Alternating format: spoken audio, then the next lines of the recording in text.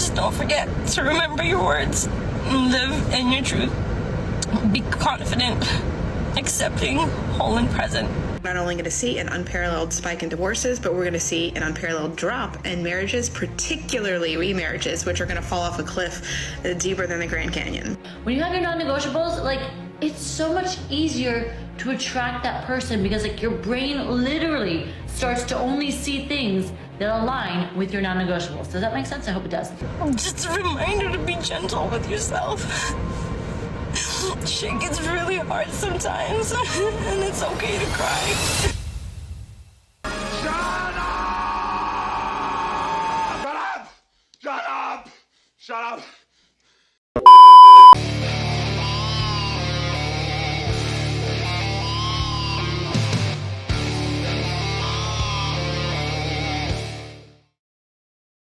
Yo, what is going on, guys? I hope you are all doing well. So on today's episode, we are going to be taking a look at some clips of modern independent women who are dating after divorce. So without further ado, guys, let's just jump right in. Don't forget to leave your thoughts and your comments. We're currently going through divorce.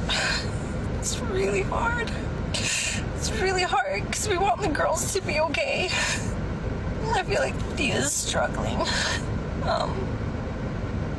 She's angry. And I feel like she doesn't feel like she has control of her life. But you did really good. We did so good. We really showed up for her today.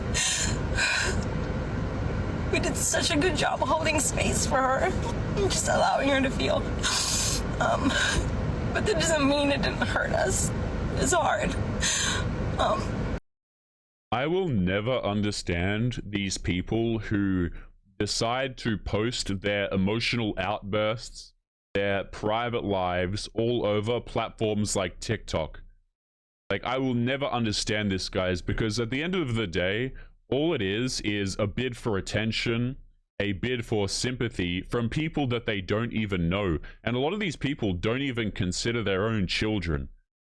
Right, the reputation of their children, what their children are going to go through when they see crap like this, or the child's friends come across these videos. You see, these girls are very comfortable posting embarrassing crap all over the internet, or photos of themselves half nude, and they don't even consider the repercussions for their child, how it's going to affect them developmentally or going into school with their peers. None of that is considered. It's all about me, look at me cry all over the internet.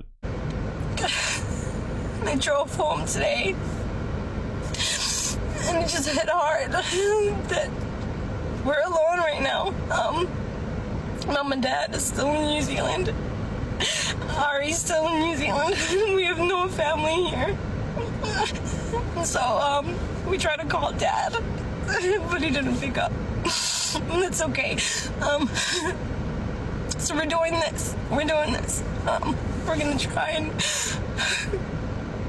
get through this.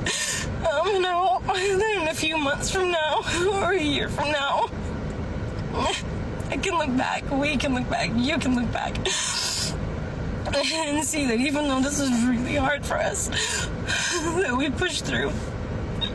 And hopefully you can appreciate just the strength that we had to come up with. Wait, so we have to appreciate your strength? Yeah, guys, you know, nothing says strength more than crying all over TikTok to strangers. Nothing says strong and independent more than that. It's really funny with these videos, you never actually hear the scenario of how the relationship ended unless the man cheated, okay? You'll have one of two scenarios. Number one, the man did something wrong, in which case the video is all about him and what a terrible man he is, okay?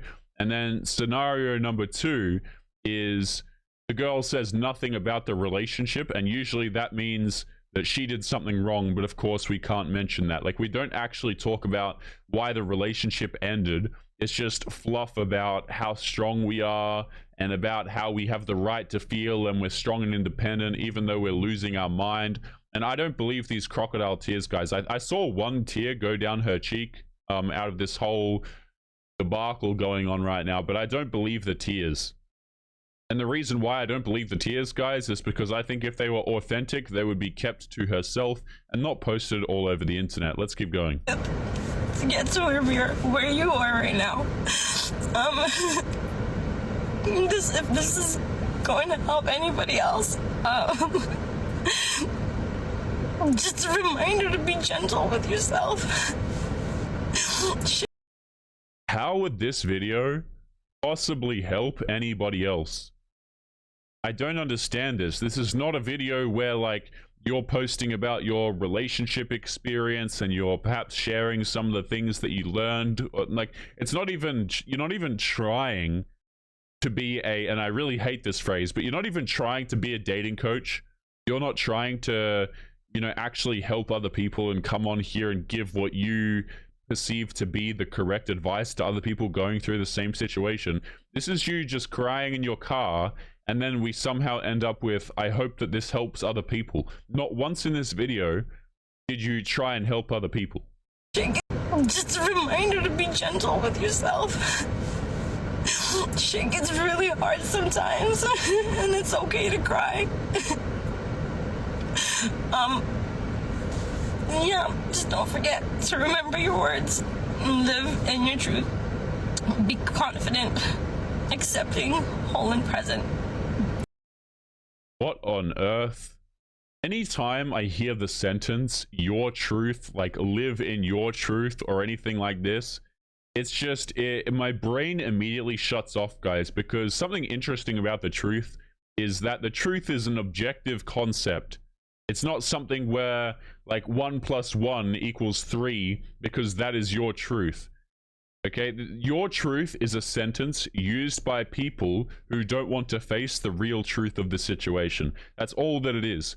Anytime you hear this crap about my truth or, you know, my journey, and then all the healing and the nonsense, okay, it's all just a bunch of bullcrap to avoid any sense of accountability whatsoever, and to actually avoid doing any sort of actual self-reflection. Let's continue into the next clip here momentarily. All right, what have we got here? Ah, yes, we have the yep, this will be a good one. Let's bring it down. Let's take a listen. Here are my predictions for the future of cishet relationships over the next 20 years. History will look back on this period of time. If you guys don't know what she's referring to here when she says cishet, that's good. That probably, you know, that's a good thing. You know, your brain will thank you. I'm not going to bother explaining it here because I don't want to give myself an aneurysm explaining it, but just know it's a good thing. Let's keep going.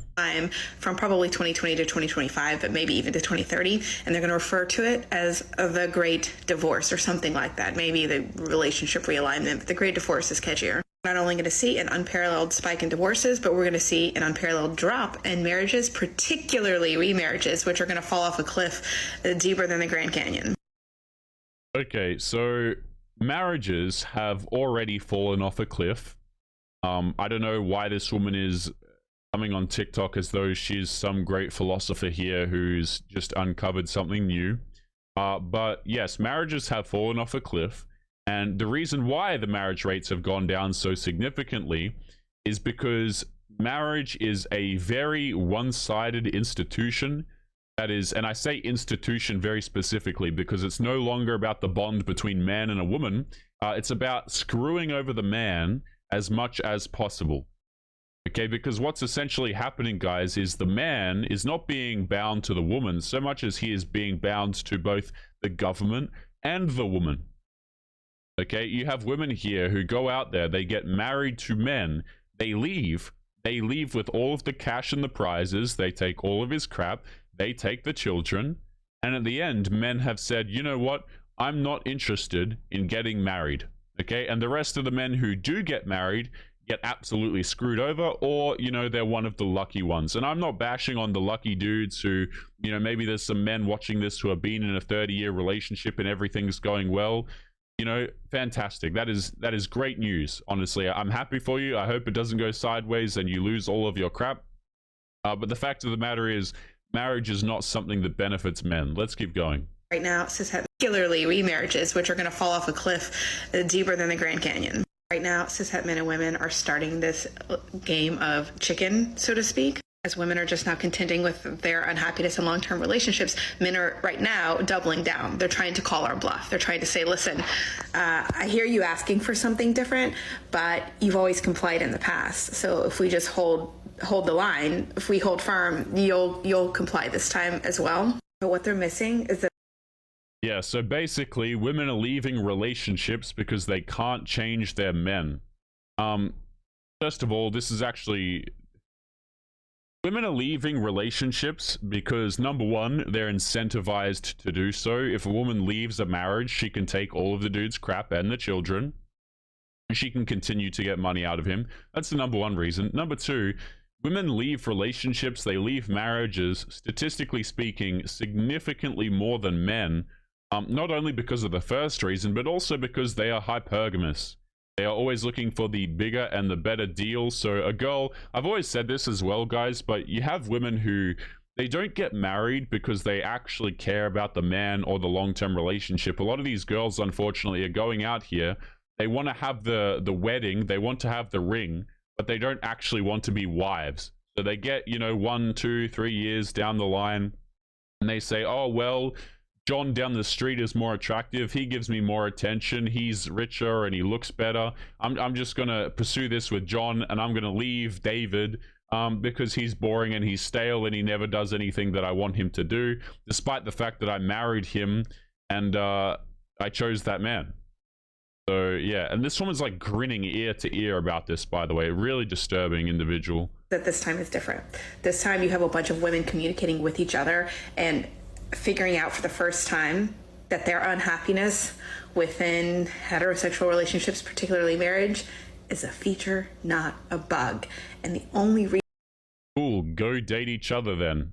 No, nobody cares. Men are not trying. This is the amazing part about the video.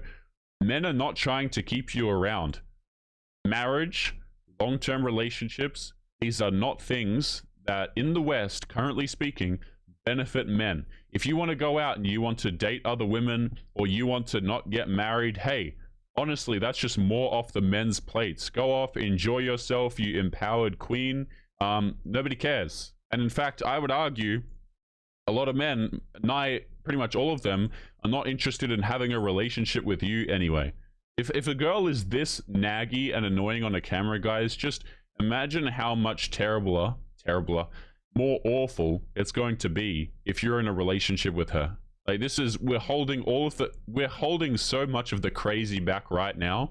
Like, this is, we've got the floodgates up, okay? We're holding back all of the craziness, and yet this woman is still coming across still absolutely bat crap crazy on the video. The reason we're realizing this is because we're talking to one another. Most of us have spent our entire lives being like, I'm just buggy. Either there's something about me that's not good at relationships, or there's something about the men that I pick. I've got a buggy picker. Probably the both of them, to be honest with you. Or, I just don't have the capacity to be happy in relationships. It's a me problem, right? Also, incredibly likely, I would say that these things are pretty accurate, to be honest with you. But because of social media and TikTok in particular, we're all comparing notes. And for the first time, we're getting this freedom because we're like, I'm not buggy. It's not me. I'm not bad at relationships. The system that we have set up for romantic relationships is just a bad system. No, you're all crazy. All of the girls like you on TikTok posting videos like this, quote unquote, chatting to one another. You're all absolutely crazy. Guys, I don't know if you've seen this, I don't know how new this is, but this phenomena of, if you guys didn't know this, women have been going around lately and making groups on Facebook, yes, Facebook, to see if they are dating the same man. Like, guys, after this video, I'd encourage you, go to Facebook, right? Just, like, don't stay on there. The platform's awful, obviously, but go there and search your city, and then search, like, try and find groups of women asking if they're dating the same guy, right? And what you'll notice is that a lot of, like, big cities and stuff like this, you have groups of women who are talking to each other, being like, yo, are we dating the same guy? Like, are we in a relationship with this same guy? Like, oh, and they literally dox men, and they post this crap, and then the whole gist of it is like, oh, well, we're just communicating, and we're just trying to weed out the bad guys. But they don't understand that they all look absolutely crazy, incredibly creepy, and they don't understand that they all just choose men that other women like anyway. It's absolutely hilarious. It's a system that was designed for men in times when we didn't have our own economic freedom. And now that's changing, and we want to change the system. Now, most men right now are still holding the line because they think that we're going to come around. They think that if they hold out long enough that, we'll abandon our own loneliness to be with them. Trust me, ma'am, no dude is hoping that you will turn around. Like, this is... it's so delusional, guys, that this woman seems to think that men are hoping that she will come back. Yeah, maybe you've got some simps in your inbox, okay? Some guys who have no self-respect. They enjoy your attitude. But let me tell you something. The dudes who respect themselves, who have a clue, the men who you actually desire, which it doesn't seem like a whole lot of them, to be honest with you, these guys don't care if you come back or not. They're looking at the 20-year-olds. They're not looking at you, an ex-divorced woman raving on TikTok with short hair. Like, this is the level of delusion that you have to have in order to post a video like this. Amazing work. Amazing. What they fail to understand is we're getting the ick. It's a permanent shift within us as to the way that we view romantic relationships and men in general. We're not going to have to rationally convince ourselves to stay away from those men despite really wanting to be with them. No, we're actually not wanting to be with those men, right? Men will eventually fall like dominoes over a very long period of time. The first group is already falling. These are the men who are in love with their wives and who are generally open-minded, liberal men who are listening to this conversation women are having and who are already on it, who are already changing in order to save their marriages, their relationships. I'm just going to sit here, guys. I very rarely talk about politics on videos, but I'm just going to say this, okay? This is going to trigger a lot of people watching this, but liberal men, not really men, to be honest with you. A lot of these guys who are liberal, who, are trying to save their marriages and to do everything to please a woman, these men are completely lost, to be honest with you. Now, they're going to find out the hard way when there was nothing that they could do to save their relationship in the first place. No amount of couples therapy is going to make the wife happy. No amount of, what's the word I'm looking for here? Subservience or compliance is going to get your woman to respect you. That's not how it works. But a lot of these liberal men, they're the ones who are first down the line for the divorce grinder. So good luck with that. Relationships. The second group that will fall are going to be the men who were left by a woman because of these issues, and in their grief and their pain, they will contend with this reality. The group that will fall next are the men who cannot contend with their own loneliness anymore and are willing to try anything, including changing the way they approach relationships. The last group of men, which may be decades down the road, are the men who will have no spaces anymore to go and complain about being a victim, because all of those spaces are now going to be filled with men who are like, nah, man, it's an us problem. Then together, we will rewrite relationships. You know what a lot of men are doing? A lot of men are straight up opting out of relationships because they don't like you, or people like you, or they're traveling overseas. Like, I cannot stress this enough, but a lot of men would literally, get this, would literally rather travel to a different continent than to deal with you. Like, let that sink in for a second. You have guys who are literally the passport bros are out here. They've got their passports and they're saying, you know what? I'm done with the West. I'm going to go and talk with other women in different continents because you're that much of a pain in my backside. And I also don't want you to steal, because that's what it is, stealing, steal all of my money and my children. Fantastic stuff here, guys. And the fact that this woman is smiling all throughout this entire thing, incredibly disturbing. Let's continue on to the next clip here. Let me drag this up here.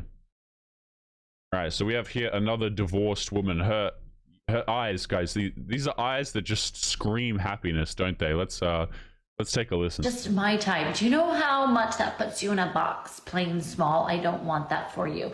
Throw out the door, my type, and focus on these 3 non-negotiables, okay? When you have your non-negotiables, like, it's so much easier to attract that person because, like, your brain literally starts to only see things that align with your non-negotiables. Does that make sense? I hope it does. Okay, so what about their values? We hear it all the time, their values.